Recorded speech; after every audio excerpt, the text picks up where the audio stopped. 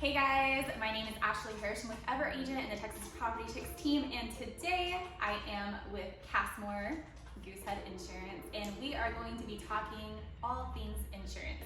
Stay tuned.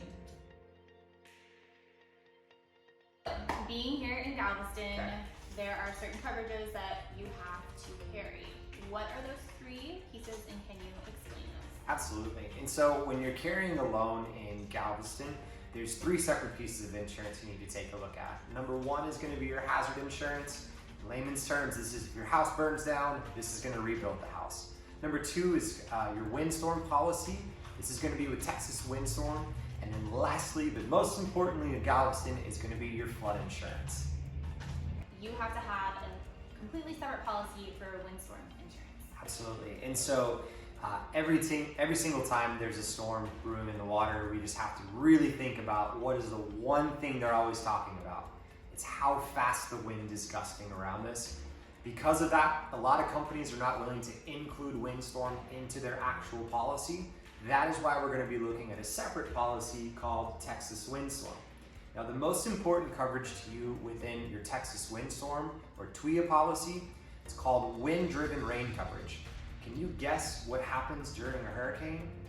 There's strong winds. And there's probably rain in that as well, right? Yep. So the only coverage that you need when you're looking at your Texas Windstorm policy would be wind-driven rain coverage. So tell us who should carry a flood policy.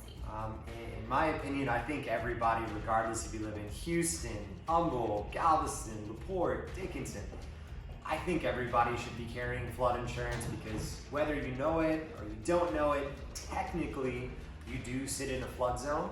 There's the good flood zone. It's X marks the spot. That is a non-required flood insurance policy, or an AE or a VE flood zone. Those are going to be required to carry. One fun fact for you actually is 70% of the houses that unfortunately took on water during Hurricane Harvey were sitting in a flood zone X.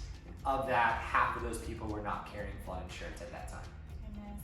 So tell us what is covered in a flood claim. Great question. So when you're looking at a flood insurance claim, what is going to be covered for you is going to be rising waters affecting 2 acres. And so a traditionally dry 2 acres of land.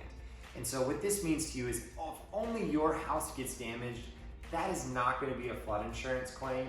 But if the entirety of your neighborhood gets damaged due to rising waters, that is going to fall under your flood insurance. Now, when you're breaking flood insurance up, you have 2 separate pieces of insurance you look at. Number 1 is going to be the cost of your structure. And number 2 is going to be the contents that go inside of the home.